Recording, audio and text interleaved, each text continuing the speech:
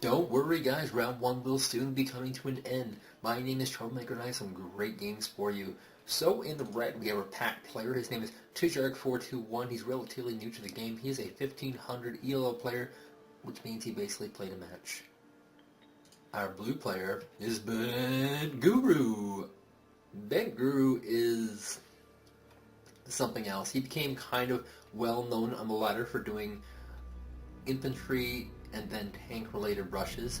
He became very well known for having insanely good micro. Right now he's been a 2000 ELO player, one of the top players in the game. And he's definitely someone that everyone is afraid to face. His micro is absolutely terrifying and looks like he is going for a lot of tank destroyers. And this might just be a brand new rush from Bentguru. I mean, you can copy his build orders. You can't copy this guy's micro. There's one other person on the ladder like this guy, and Bentguru was his teacher. So if you end up facing Bentguru in round 2, the round of 600, you better have something planned for this guy.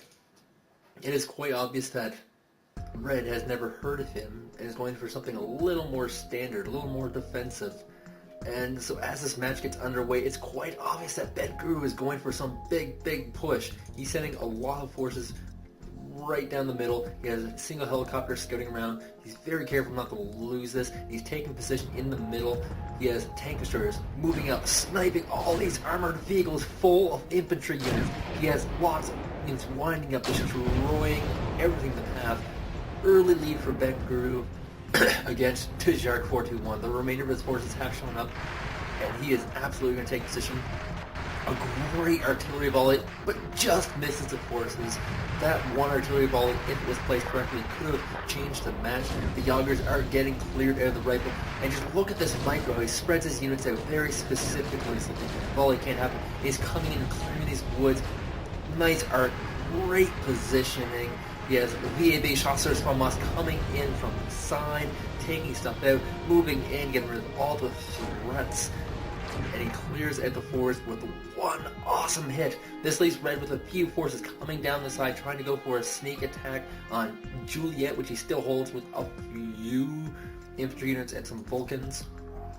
And Red himself is throwing out MLRS rockets across the board. They're much better at close range. And unfortunately, it's a do-or-die scenario as Bentguru has taken the middle. He has taken the 4-point, and he is now creating a defensive arc, something that's very different from Bentguru. We have not seen up until this point. And this is the big disadvantage of these kind of rushes. Once they're over, your units are so hungry for supply. And of course, the supply has to come after the rush. So there's going to be a little bit of downtime here. All the while we have Red coming in with this small group of units, but it could be effective. We have 4 Fuchs here, 4 infantries. We have 2 VABs carrying anti-tank weapons. This could be a pretty serious threat, considering that all Bentguru has defending this is 2 anti-aircraft and a single infantry. Now, there is no recon with this, and if you were doing something like this, you should bring a single recon just to kind of pick up this location. Makes it much easier. Bentguru will have a chance to defend this, and we will see if he will. I have not watched this match in advance, so it's all new to me, and oh my god. What about perfect timing? A Gazelle AH-1 shows up to spot this. We have an AHIS Cobra, and we have some sneaky heavy hogs showing up, no doubt carrying units. Has he spotted? Has he seen it? He has. The Cobra's winding up. Here comes the scout that I was talking about that's absolutely necessary. It is pelleting this village, trying to draw back the VAVs and the folks, get them out of there, because Bentguru is not going to have any of this. At the front, we don't have much of a change. In fact, we have none at all. But the Hemmets are here to refuel this area. Maybe Bentguru will make another big push once this is done. But keep in mind, with this push, he was only 200 points ahead. So there are still a decent amount of forces over here The big problem for Tjark right now is that he doesn't have a second command, whereas Bentguru does. Meaning that Bentguru is actually fighting that battle with much, much less forces. And the other problem is that he doesn't have a lot of good units. Not a lot of useful units. Actually, does he have 2 commands? He actually has 2 commands sitting in Alpha. He cannot leave that position in fear of having his command sniped. So Bentguru is cleaning up this small group army here, which is in the woods. And I suspect he will resupply his helicopter over and over and over. Nope, he actually can't, because he didn't build a... Whoa, whoa, whoa, whoa, whoa. We have an armored recon here. Almost in position to snipe units. It needs to be like right here. Of course, this one's stuck in mud. It's kind of unfortunate. Wow. Apparently these heavy hogs are gunships, and they are tearing down this forest. Consider this to be interim battles, because once Bentguru is refueled, he will no doubt continue moving forward. In the meantime, he is using a select few helicopters. Keep in mind, he has no FOB, so he's not going to be able to really reinforce this position. But he is drawing all the enemy forces out of the woods there, full retreat, as these big, dangerous helicopters are pounding location, trying to pick off any free points they can get. The VABs coming in, the Marder VTSI is cleaning up these vehicles, and unfortunately there's not much hope for these 4 Jaegers. That's probably about 40 points worth of units, so it's not too big a loss. The heavy hogs are still doing their runs, trying to pick off what they can for the escape. We have a movement of the command. This could be a very, very big signaling point for Bentguru to push forward. He knows his enemy does not have too much for forces because of how delayed this command push forward was. The enemy has been hammering location with missile rocket launchers, but without them being so close, they've been largely ineffective, hitting not too much. Everyone's mostly at the comm, which is the maximum morale. This is also not a lot of units defending this location. A single push of any of these flanks could wipe this out. And he's going for a very common location. He's going in the woods. This is the most obvious of locations. And he's putting it very, very close to his infantry.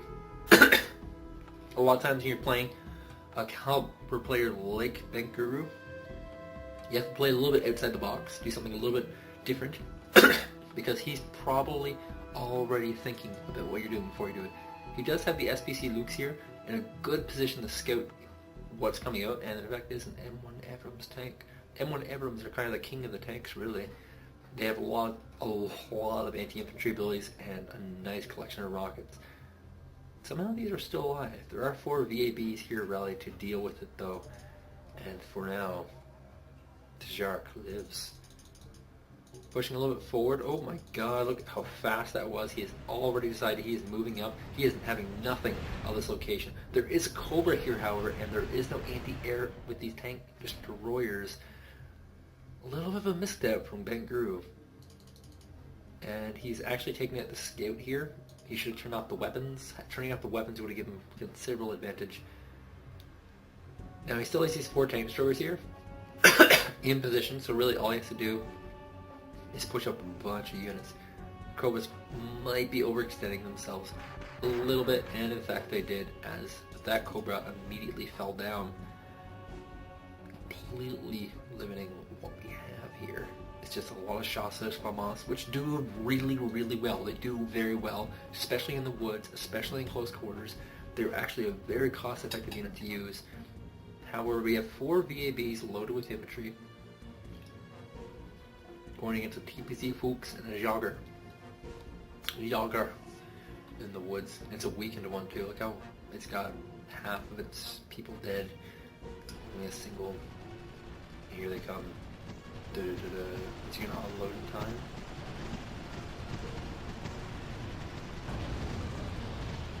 Ooh, the Jaegers are winding up for the rockets. Here comes the here's a Chasseurs Famas. Oh, you know what? This isn't NATO versus. This isn't NATO versus PAC. This is NATO versus NATO. I'm sitting around like, how could they both have Chasseurs Famas? That doesn't make sense. That makes no sense at all. However, the Chasseurs Famas are going to push all this out of this wooded area and create a perfect supply line for Bentguru. Now, Bentguru has some weaknesses in his play. He could move up to Foxtrot and take this closer point, but he's probably looking to end this mess. By the way, we have some sneaky Cobras and Gazelles flying down south, probably wanting to snipe this command. Sniping that command would mega get him back in the game. We'll fast forward a little bit ahead, see what's going to happen here. We have some recon helicopter for Bentguru. I think it's his Abrams. What else does he have coming up here? Oh my god, he's doing what I was just talking about. He's moving up the Foxtrot with his command now that he has secured himself beyond the opening micro. And he has solidified this position. And these poor Cobras are just not there in time. There are two Vulcans defending the flank of the command. So if he was to come up here, he would get mega killed. And there's a huge formation coming up here. Oh my god, this could be the big moment. The big, insane moment. We have tanks, infantry, tanks. More tank destroyers coming in, taking position. There is not too much here. There's a collection of Chasseurs Famas, anti-infantry vehicles. There's a command right here. Chasseurs Famas, infantry vehicles. And he's just roaming right in. He's got 4 VABs loaded into these guys. Let's see if he can drop down to this location. All the way from the back, we have our tank destroyers and tanks. And he just doesn't care. He's just moving in for the kill. This is part of his style. He's very good at controlling units. He's dropping Chasseurs Famas off. This location has been pounded. It looks like the enemy's Chasseurs Famas are not doing so hot. There's only anti-infantry vehicles left and the command. So this is not looking good. We have 2 Cobras rallied here. That won't do too much. Not with this many units. And in fact, it looks like this command is toast. Bentguru has done another amazing push with a lot of units wiping at this location. Maybe more anti-tank guns would have helped. Who knows? For now, there's a lot of tank destroyers here, and there's not a lot of anti-air here. Let's see how Bentguru deals with a few Cobras. Shots just lost him. Ooh, the Martyr can apparently hit at a very, very close range. That is interesting. Looks like the Cobras actually go down relatively quickly after kind of encircling themselves. And very much falling apart. 2 more Cobras showing up. Cobras are very expensive, by the way. I think they're 60 points each. So by losing them, you're losing them. And a very good volley, though. A very, very good precision strike here. Stunned a lot of units, and morale has dropped a lot of units. It looks like he's moving up to put on the killing blow. I mean, it's not something that Bentguru does have long games. It's really rare for map games this long. But this map is very large. It's not Hell's Highway. It's very, very hard to rush on this map. In fact, it's possible you might even move up this command Echo to get an even closer rally point. Probably not, though. And once he restocks his supply again, he can do another push into this location, which doesn't really have that much. Just 2 rocket launchers, some anti-aircraft. Yeah, there's not much there. So for now, we're going to see what he has in mind. And if you're looking at Tjark's strategy right now, he's buying units he can afford. He's buying the cheapest possible units and hoping they pay out, which of course they haven't been so far. No, he's not really pursuing these 40 augers right now. He knows they're there because they're not really a part of the plan. They don't do anything. He's also moved another command here to take Delta, and this will give him a lot more points. The augers are moving out of this position right into the VAB fire and dying. They were pretty unimportant, as I said. So by grabbing Delta, he gets 4 more points every 5 seconds, which will basically almost double.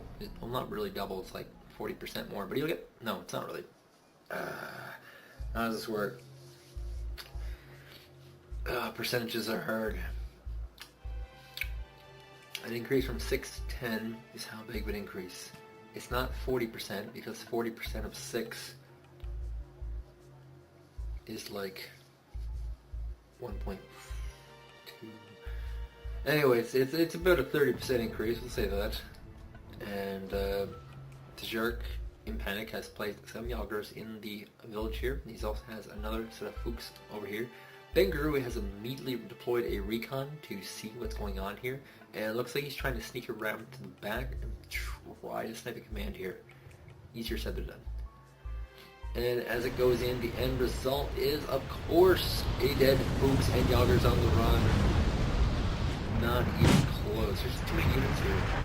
Bentguru has shown an amazing macro game, something I've not actually seen from him. Every game I've actually casted with Bentguru has been about 5 minutes long. So this is a little bit of a treat to play. In fact, Tjark surrenders at that point, realizing that he had 0 chance at all. A huge victory for Bentguru. He deploys himself into round of 2. And maybe you, poor soul, will in fact face Bentguru as well. Thank you guys for watching. And I'll see you guys tomorrow for more Wargame Cup brought to you by UGen Systems.